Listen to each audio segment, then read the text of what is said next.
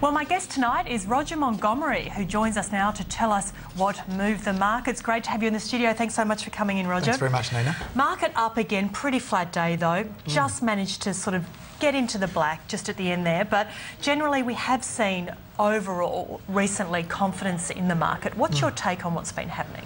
Well, as many people who have heard me speak before know that I don't predict market direction. Instead, I look at what businesses are worth, and only when they're cheap do I believe you should buy a lot. Now, the time to do that and make a lot of money was probably March and early April.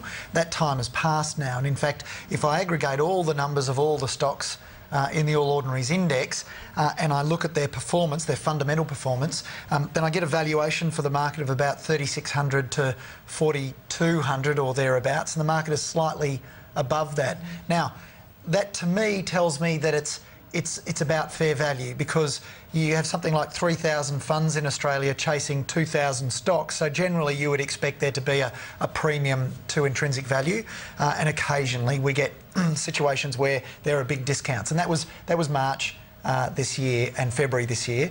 That's disappeared now, so it looks like it's about fair value. Okay, what about a pullback? A lot of analysts have been saying that, listen, we're really overdue for one, and in fact, you know, there's a thought a couple of weeks back it might be happening, turned out to be a pretty minor dip, come back again. What do you think's going to happen? Well, it's interesting. The figures that I gave you for the intrinsic value of the All Ords Index are market weighted. So they're biased to the bigger companies, but there are a lot of companies that are expensive at the moment. So the short answer to your question is that I can't find much value anymore. So now, to me, it strikes me that now, if you bought now, you're not going to make the sort of returns that people have seen from March to now. You know, I bought things like Fleetwood, which is up 100%, and JB Hi-Fi is up 100%. You're not going to get those returns by buying the shares today. Given that, what's your advice to investors with what they should do with their money right now? You're saying you can't really, the bargains are gone. They were to be had a few months ago. Yeah, I can't change the past for people, you know. If they weren't watching in March when I was saying, look, things look really cheap. And in fact, I think my exact words were, we'll look back on this time as one of rare opportunity, and indeed it was. That time has passed now. It's a lot trickier. There are some things that are cheap, but not a whole bunch of things. So any particular sectors that you like over others? Look, I am a big fan over the next 10 years of the banks. And I think, you know, living on an island where a company can charge somebody to access their own money, I think that's a terrific opportunity. Don't get me started, because we'll be talking about that for the next 25 minutes, Roger. OK, we'll move on, but we'll talk to you a bit later on in the program. Now, our stock in focus today is Rio Tinto, which posted a near 65% plunge in half-year profit to $2.45 billion.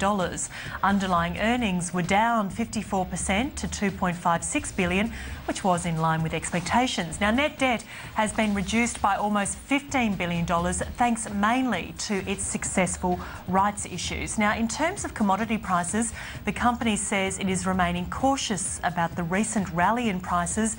However, it expects demand from developing and emerging markets to pull through in the long term. Roger, your take on those numbers, pretty much in line with expectations. Yeah, there's a huge amount of fascination with Rio, and I really think, and I've said this many, many times, based on the debt, based on the quality of the assets of the balance sheet, and by that I mean the lower intangible factor in the balance sheet, BHP is a superior business to Rio. Obviously, because of the sheer size of Rio, there's a lot of interest in that particular company. But smaller investors, they don't have to follow the drum of the institutional shareholders, and the institutional shareholders may be interested in it because they need to have some access, some weighting to it. Smaller investors don't need to do that. And when you look at the quality of the earnings, the quality of the business, the return on equity of the business, the level of debt, BHP is still a superior business.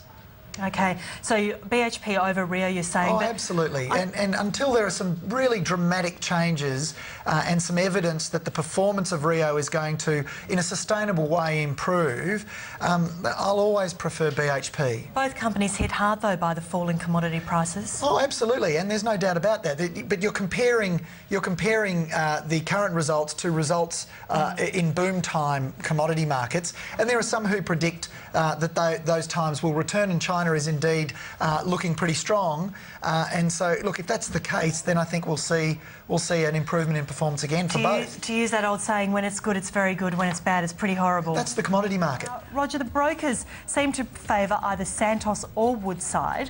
What's your preferred exposure in that space and why? I was just having a look at some numbers here on my screen, and Woodside and Santos aren't businesses that I have invested in simply because commodity type businesses tend to have rises and falls based on supply and demand responses to prices.